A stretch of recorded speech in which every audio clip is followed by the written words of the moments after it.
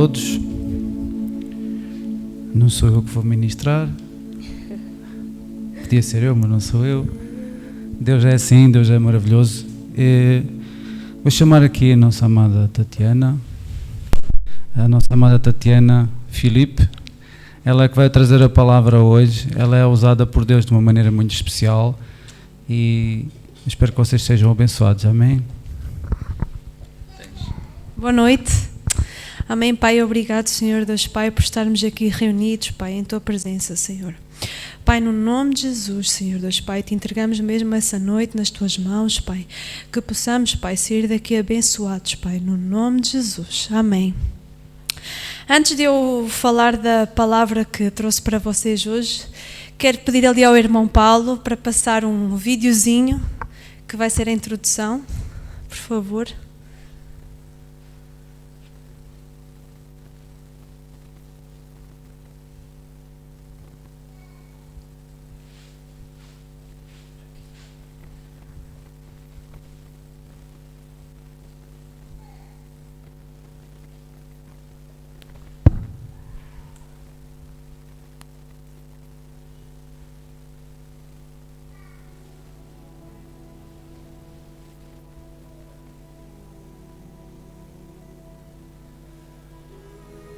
O bom está no amor e não no ódio.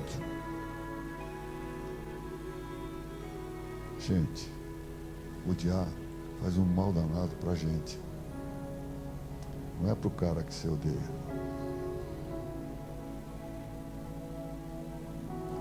O bacana da vida, o legal da vida, tá do lado bom.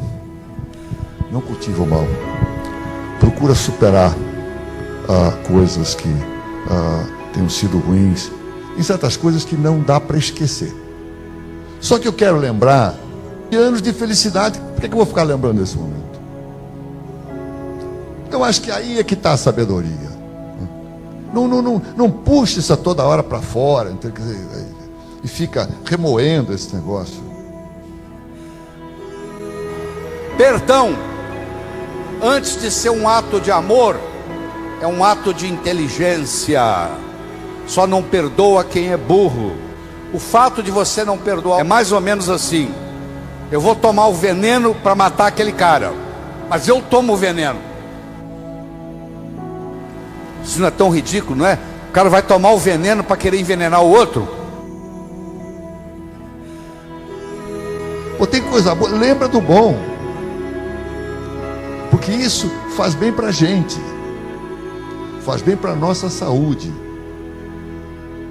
Perdoe frustrações que você tem, pela profissão que você não teve, pela altura que você não teve, pela família abastada onde você não nasceu, e fica amargurando, e fica lembrando de pessoas. Mas o cara me aprontou, o cara me machucou, o cara pegou minha vaga, o cara foi promovido e mandou embora. Apaga do seu coração, porque se você não fizer isso, você vai morrer. A única maneira de você apagar a amargura do seu coração é perdoar. No momento que você perdoa, isso é mágico no seu corpo, porque isso muda tudo. Isso muda a sua energia, muda a sua capacidade de ganhar dinheiro. Se você tem ressentimento do passado, você cancela o seu futuro, você não tem perspectiva de futuro. O ressentimento do passado não deixa você ter perspectiva de futuro. Perdão. No momento que você fizer isso, seu coração vai se abrir, e essa renovação de esperança vai encher o seu coração, e a sua viagem aqui vai ficar inesquecível, que vai ficar um antes e vai ficar um depois. Por que eu trouxe esse vídeo? A palavra que eu trago hoje é sobre o perdão, curados para curar. E por que eu amo falar sobre o perdão? Porque quando aceitei Jesus foi a primeira área da minha vida que Deus tratou comigo. Porque tive uma infância muito complicada, traumatizada, e vivi a minha adolescência com rebeldia, raiva, vingança, e qualquer pessoa que me ofendesse, eu não queria ficar impune, não deixaria ficar impune. E a primeira coisa que Deus tratou comigo foi o perdão, neste caso com o meu pai. E é engraçado porque nós mesmo quando aceitamos Jesus e sabemos que Ele está a falar connosco sobre uma área específica da nossa vida, aquela pessoa que vai daquele lado, nós passamos a estrada só para não olhar para ela. E então é esta palavra que eu vos vou trazer. Quem nunca passou por ofensas aqui? Toda a gente passou por ofensas, amém? Todos nós já fomos ofendidos em uma altura da nossa vida. Vamos pensar numa ratoeira daquelas de casa, de apanhar aqueles ratitos, ou uma cana de pesca. A isca é sempre mais vistosa do que a própria armadilha, não é? A isca, quando nós vamos, o peixe se visse a cana ou o fio diretamente, já não ia à isca. A isca sobressai mais. E todos nós já fomos pegos por uma isca. E sabem quem é que é a melhor criatura à face da terra e de todo o mundo em fazer iscas? É o inimigo, é o diabo. E qual é a isca que todos nós já fomos pegos durante a nossa vida? A isca da falta do perdão. Todos nós já fomos pegos por uma isca. E é engraçado o que acontece quando nós somos ofendidos. É que a ofensa vem principalmente de uma relação de intimidade. Se eu for às compras ali no fora, onde há pessoas a pedir na rua, e pede uma moedinha e eu passo e finjo que não olho, a pessoa pode dizer assim: porquê é que não me deu uma moeda? Sou ingrata, sem isto, sou aquilo. Uma pessoa fica a olhar para aquele mendigo e diz: aquela pessoa não tem noção, está a falar assim para mim para quê? Agora, vamos ver se aquelas palavras daquele mendigo fossem ditas por um esposo, por uma esposa, por um pai, por uma mãe ou por um filho. Ia ser diferente. Ia entrar no nosso coração de maneira diferente. Portanto, da maneira que nós nos ofendemos, e as ofensas, vem mais diretamente com o grau de intimidade. Quanto maior a intimidade é, maior vai ser sempre a nossa ofensa. Bem? Agora eu quero vos levar...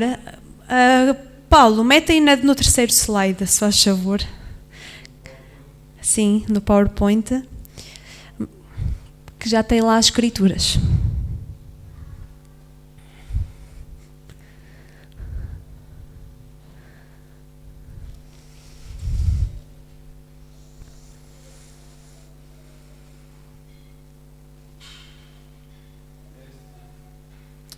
Podes ir para o próximo, por favor? Isso. Mateus 6,12. Perdoa-nos os nossos pecados, tal como nós temos perdoado àqueles que pecaram contra nós. E em Lucas 6, do versículo 37 e 38 diz: Nunca critiquem nem condenem, senão tudo virá de volta sobre vocês. Demonstrem perdão com os outros, assim eles farão o mesmo com vocês. Porque se vocês derem, receberão. Suas dádivas voltarão e vocês em medida cheia e transbordante, apertada, sacudida, para dar lugar a mais um pouco até derramar. A medida que vocês usarem para dar, grande ou pequena, será usada para medir o que lhes derem de volta. Deus nos mostra o quanto é importante perdoar a outra pessoa. Nós temos que perdoar os outros para que também sejamos perdoados. Podes ir para o próximo slide, por favor, Paulo? Tá. Agora eu vou-vos trazer aqui a parábola do servo impiedoso. Eu já tinha lido esta parábola, mas quando estive a meditar nesta palavra, realmente vi que quando nós lemos 1, 2, 3 vezes a Escritura, Deus fala sempre diferente ao nosso coração.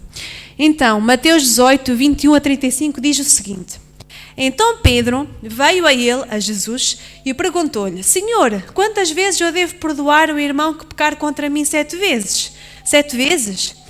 Aqui, neste primeiro versículo em que Pedro pergunta isto a Jesus, é engraçado. É engraçado porque nós às vezes damos sugestões a Deus, não é? Deus, o que é que tu achas? Aqui Pedro achava que já 7 vezes de perdoar era muito. Oh Deus, perdoar? 7 vezes chega. E Jesus vai ensinar que nós não temos que dar-lhe sugestões. E diz: não, respondeu Jesus, 70 vezes 7. Esta multiplicação aqui não quer dizer que Deus diz, tens que perdoar 400 e tal vezes. Não, o que Jesus quer dizer é que nós temos que ir perdoando, sem contar vez nenhuma, perdoando. É um ato contínuo. O reino dos céus pode ser comparado a um rei que decidiu pôr em ordem suas contas com os criados. Seguinte. Então o rei ficou cheio de pena dele e soltou e perdoou sua dívida. Mas quando o homem saiu da presença do rei, foi a um homem que lhe devia 100 denários. O agarrou pela garganta e exigia que lhe pagasse na hora. O homem prostrou-se diante dele, suplicava que ele lhe desse um pouquinho mais de tempo. Tenha paciência que eu pagarei, implorava ele. E quando estava fazendo isso, foi-lhe trazido um dos seus devedores que lhe devia 10.000 talentos. Ele não podia pagar, então o rei ordenou que fosse vendido para pagar a dívida, bem como sua esposa e seus filhos e tudo o que ele tinha.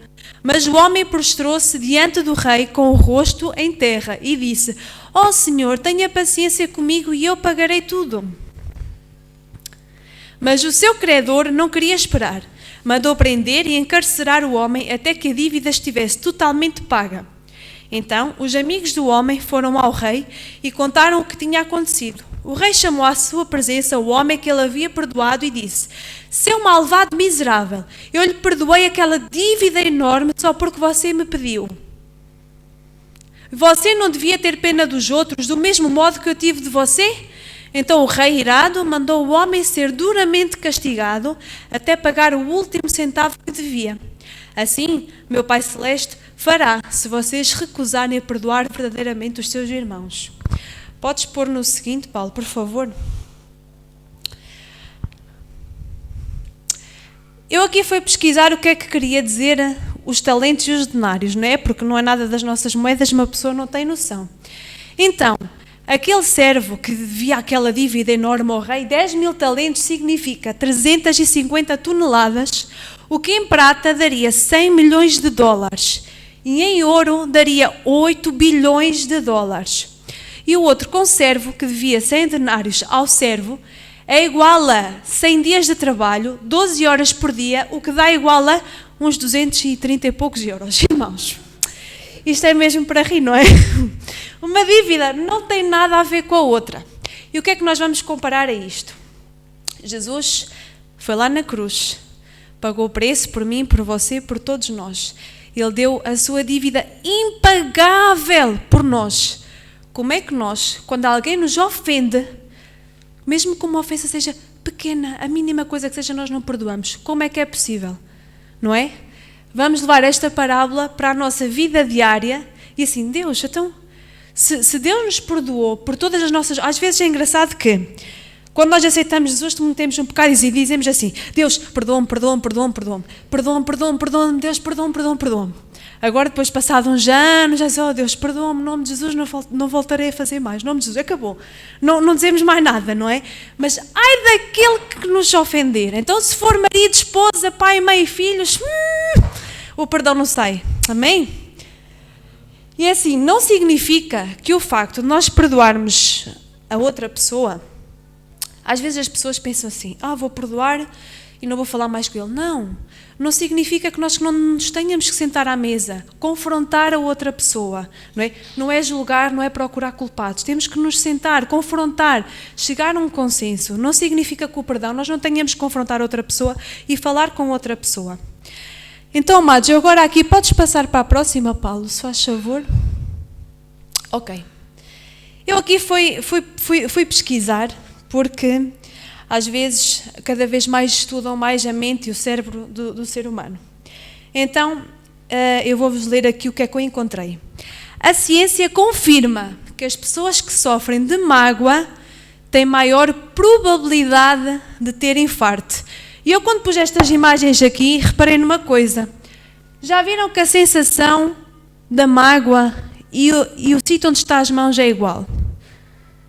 A mágoa, o sofrimento, nós quando estamos mágoa ficamos assim e assim, e quando nos dá um infarto é exatamente o mesmo gesto que nós fazemos.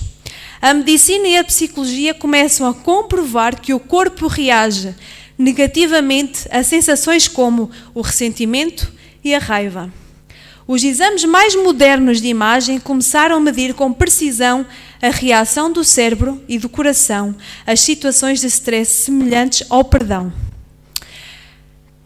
Existem pesquisas que as vítimas de violência doméstica, de abuso sexual, vítimas que sofreram sérios abusos, que conseguiram perdoar os seus agressores, tiveram melhorias de vida na sua vida emocional, psicológica e física. Existem documentários e existem pesquisas sobre isso. Pensar na pessoa que nos feriu gasta energia cognitiva e afeta o cérebro, aumenta os níveis de hormônios de stress na corrente sanguínea, o que leva à tensão alta e afeta a capacidade de concentração e de guardar novas memórias. Agora pensem em alguém que vos ofendeu, que custa muito quando se lembram dessa pessoa. Amados, eu quando tinha essa situação com o meu pai, que não o perdoava por tudo aquilo que nos fez passar na infância, eu vou comer, penso no meu pai e fico sem fome. Eu vou de férias, penso no meu pai, a sensação que eu tive de férias é nenhuma. Vou dormir, penso no meu pai, não durmo. Agora eu pergunto, quem é que ficava mal? Era o meu pai ou era eu? Era eu. Imaginem, aqui dentro tem um saco de batatas.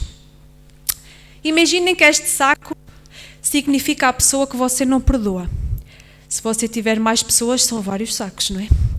E você anda com este saco, com este peso dentro de si. Você vai para o trabalho, anda com um peso. Vê que até a minha respiração fica diferente? Vai às compras, fica com este peso. Faz a lida de casa, fica com este peso. Mas será possível que nós fomos feitos para ficar com este peso? Eu acho que não. Porque Jesus largou os pesos todos lá na cruz, por mim e por você. Amém? Podes pôr o seguinte slide, Paulo, por favor. Ok, este já falei, da vítima mais ofensor, mais perdão igual a melhor qualidade de vida. Podes passar, Paulo, por favor. Ok. Então, como é que podemos curar estas mágoas?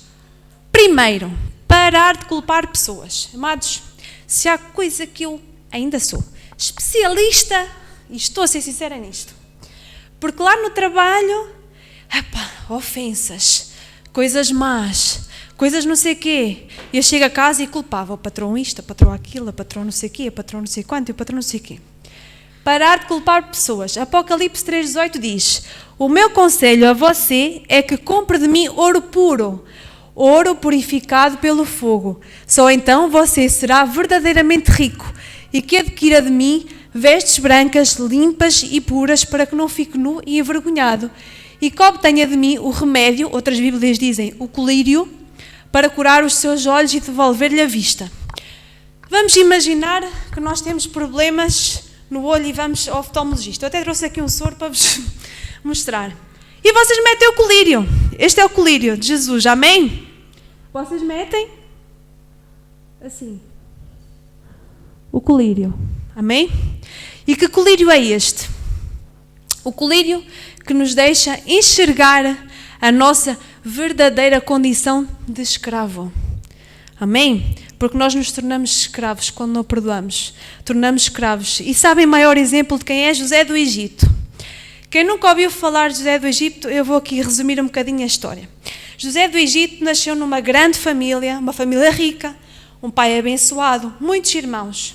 O que é que aconteceu? Os irmãos sentiram inveja dele, por ele ser um dos preferidos do pai, porque era o mais novo. Levaram-no e simularam uma morte dele e atiraram-no para dentro do poço. Conclusão: foi traído pelos irmãos. Lá no fundo do poço aparece um senhor que o resgatou e ele, aleluia, uma esperança. Não, foi vendido como escravo. Glória a Deus. José do Egito também foi traído outra vez por esse homem que o vendeu como escravo a quem? A Potifar, que era um servo do faraó, lá do exército de faraó. Trabalhou anos para Potifar, sempre honrando, sempre sendo bom para Potifar. O que é que acontece? A mulher de Potifar armou-lhe uma cilada e Potifar não acreditou em José, preferiu acreditar na esposa. Ok, o que é que Potifar deu? Egito, José, prisão. Lá foi outra vez o José para a prisão. Teve anos na prisão, mas também lá fez coisas boas e disse ao copeiro que saiu da prisão: quando saíres daqui, não te esqueças de mim e falas de mim. Acham que o copeiro fez isso? Não fez. José tinha tudo para culpar pessoas. Tudo. Ele tinha tudo. Ele podia dizer: a minha vida é injusta, porque é Deus que fizeste isso comigo, porque é que isto, porque é que a minha família não me ama, porque tu não me amas. Irmãos, eu acredito que se fosse eu, acho que já tinha morrido antes do tempo só de pensar nas pessoas que me fizeram mal. Bem, abrir mão e pagar a própria dívida. No Antigo Testamento era tudo pago da mesma moeda, olho por olho, dente por dente. E quando Jesus veio, ele disse: se te bater numa face, dá a outra. E a nossa cura não vem do nosso ofensor, vem de Jesus. Acho que podes passar o slide para a frente, Paulo, por favor. Ok. Davi nos ensinou que quem conhece a história de Davi? Podes passar, espera aí, passa. Deus mandou primeiro a você. Não, vai para trás, se calhar estava depois. Ok, fica aí, pronto. A vida de Davi foi fugir ou morrer. Fugir ou morrer. Opa, coitado de Davi, a gente ri-se, mas naquela altura não era para rir, não. Ele foi perseguido e quase morto pelo rei Saul, porque ele só pensava em perseguir Davi toda a vida. Ele podia ter morto Saul, mas Deus lhe fez um teste, não é? Até ao ponto em que o Davi conseguiu estar perante Saul e podia ter morto naquela altura, mas ele tirou a bilha d'água de Saul, tirou a lança e mostrou a Saul o quanto ele podia ter morto. Mas Davi sabia muito bem qual era o cargo que Deus tinha para ele no futuro. E se ele matasse Saul, poderia ter manchado tudo aquilo que Deus fez por ele. Mas, no fim da história de Davi, quando o rei Saul morreu, eu fiquei impressionada com esta escritura.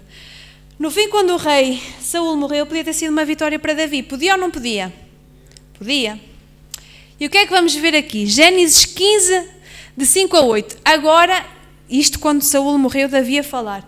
Agora nada de tristeza e não ficam com raiva de vocês mesmos. Afinal este ainda é de José.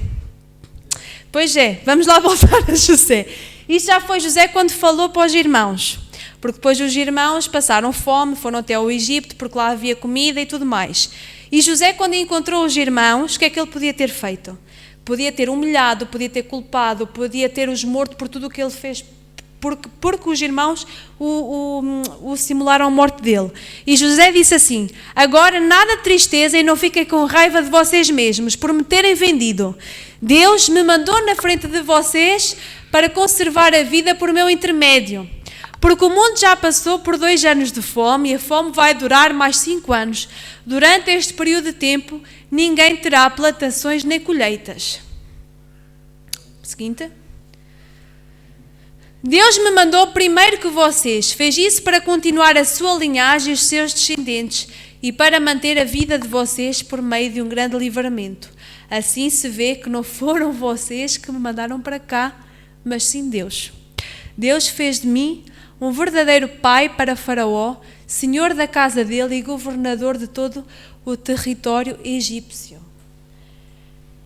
José aqui podia ter culpado os irmãos, podia ter dito 1001 coisas sobre o que ele passou, aqueles anos todos, o que ele sofreu. Mas ele não fez, ele viu isso como um propósito. Se eu estou aqui, por alguma coisa é. Se eu passei por todo este sofrimento na minha vida, é para aprender alguma coisa. Mas nós não. Nós às vezes temos a mania de ficar lá no sofrimento, lá no fundo do poço. Podes passar, Paulo, por favor.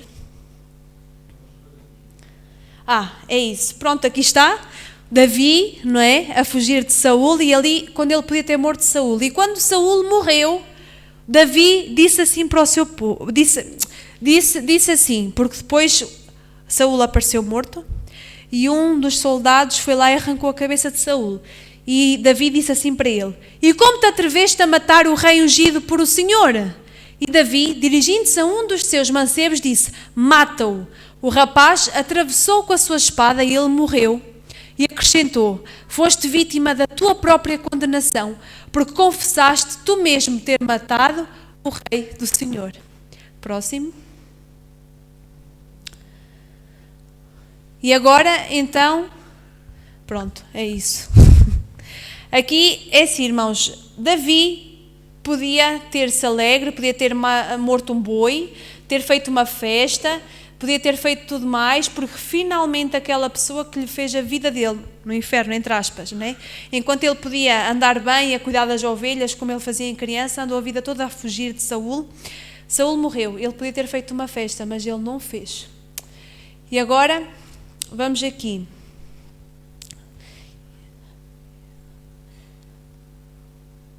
Ok. Você vai ter que pedir perdão a quem te ofendeu. Sabiam disso? Não é só o ofensor que nos tem que pedir perdão. E aqui temos Mateus 18, versículo 15 a 17. Se um irmão pecar contra você, vai a ele particularmente, para que possa ficar frente a frente com sua falta.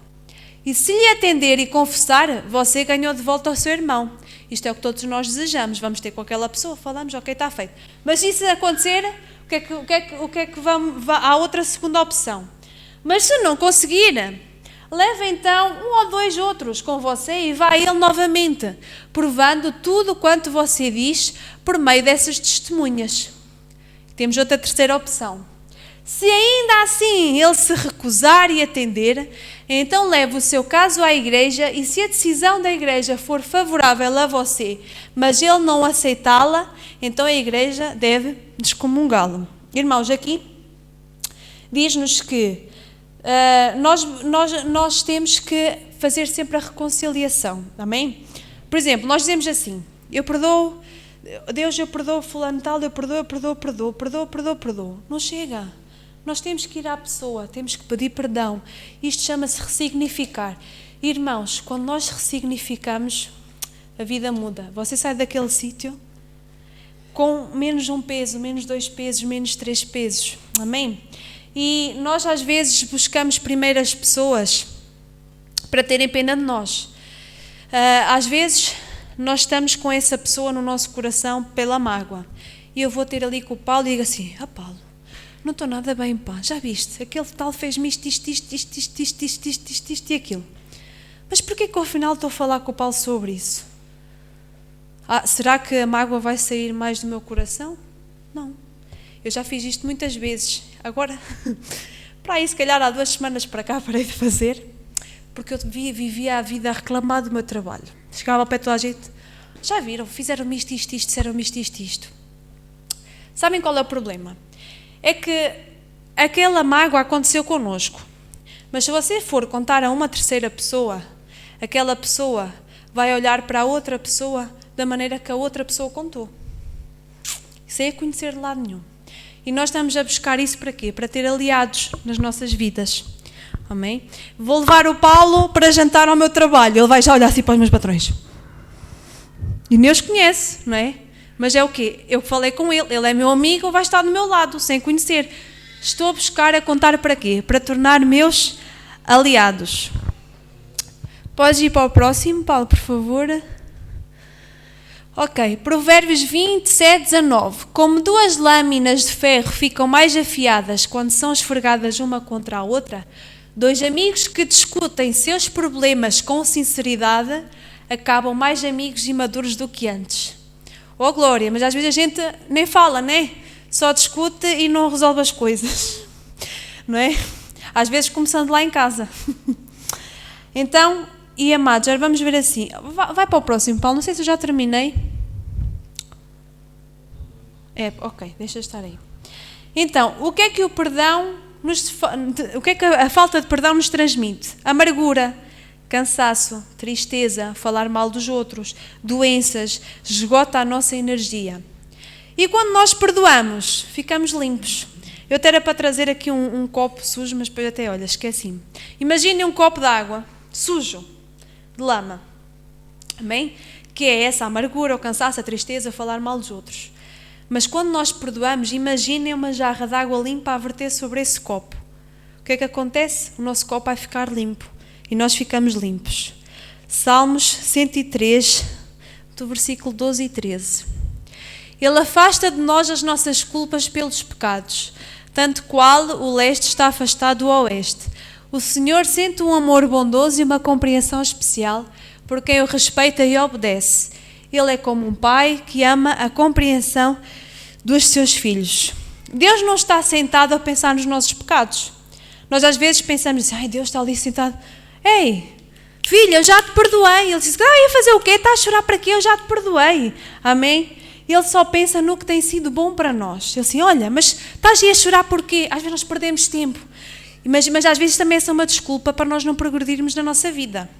É verdade. Às vezes acontece alguma coisa de mal e assim, oh, Deus, o que é que eu vou fazer agora? Eu falo para mim, porque muitas vezes é assim. Eu estou lá e choro, e choro, e choro, e choro, e choro, e choro. Ah, mas isto aconteceu, para que é que eu vou andar para a frente? Para que é que não sei o quê? Deus não tem melhores coisas para mim? Não.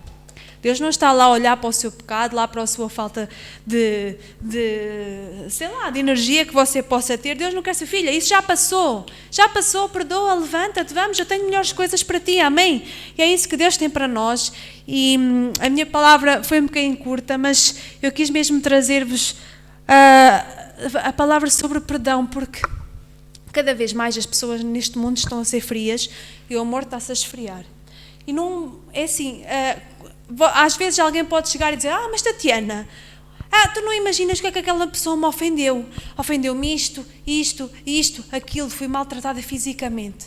Não importa o dano, não importa a ofensa que lhe foi causada. Assim como a mentira. É uma mentira grande, uma mentira pequena. Não, Deus quer uma mentira. Deus diz, não existe mentira pequena, nem existe mentira grande. É mentira, acabou. É ofensa, acabou. Não importa o dano, não importa o tamanho da ofensa. E digo-vos, assim que nós perdoamos, sentimos-nos livres. Eu digo-vos, quando eu perdoei o meu pai, foi algo que me custou muito. Mas eu passava na rua e o meu pai passava e eu olhava, desviava o olhar. Eu já grávida da minha filha mais velha. E eu desviava o olhar e ele, Tatiana, porque ele nunca me chamou filha, nunca disse que me amava, nunca disse nada. Tatiana, eu, diz sim, o que é que foi? Era assim, ele falava, eu estava a achá-lo, porque tinha vergonha de estar com ele na rua. Tinha vergonha do que ele era. Deus começou a trabalhar o perdão comigo. A pouco e pouco fui andando, fui ligando, fui visitando, até ao ponto em que ele ficou muito doente e a irmã do meu pai é que tratava das contas dele e disse, Tatiana, eu sou a irmã do teu pai, não sou filha. Neste momento o teu irmão vive fora, tu é que vais tratar das contas dele. E disse, pronto. Mais uma dor de cabeça, como é que eu vou? Não posso, eu tenho o meu trabalho, eu tenho os meus filhos, tenho a minha casa, não posso tratar do meu pai. Tu é que és filha, tu vais ter que tratar do teu pai. Ok. Lá peguei nas contas todas dele, apoios domiciliários e tudo mais. Era uma luta, porque o meu pai recebia a reforma e durante a madrugada levantava todo o dinheiro para gastar no álcool. Eu às vezes passava a madrugada 3, 4 da manhã no banco a ver quem é que levantava primeiro. Se era ele, se era eu. Se era eu, ok, as contas estavam pagas ao outro dia. Se era ele, ao outro dia eu não tinha dinheiro. Como é que eu ia fazer para pagar as contas? Ou pagava do meu bolso, ou pagava à minha tia. Era assim que funcionava. Mas mesmo assim, eu conseguia depois ir todos os dias ter com ele. Ia visitá-lo, ia-lhe levar comida quando ele não tinha. E muitas das vezes a polícia ia ao meu trabalho, olha, o seu pai apareceu assim, apareceu assado, apareceu não sei o quê. Mas aos poucos o meu pai começou-me a chamar filha, começou a agarrar-me na mão e uma pessoa sentia-se desconfortável, dizia, filha, obrigada, não sei o quê, gosto muito de ti. Começava a dizer às outras pessoas assim, a minha filha ama-a tanto e assim, e as pessoas vinham-me dizer, até ao ponto em que o meu pai ficou muito mal no hospital e me pediu, o último pedido dele quando estava no hospital foi assim, por favor, ele não falava, falou-me por gestos, por favor traz a tua mãe, eu preciso de a ver. E eu, meu Deus, como é que eu faço isso agora?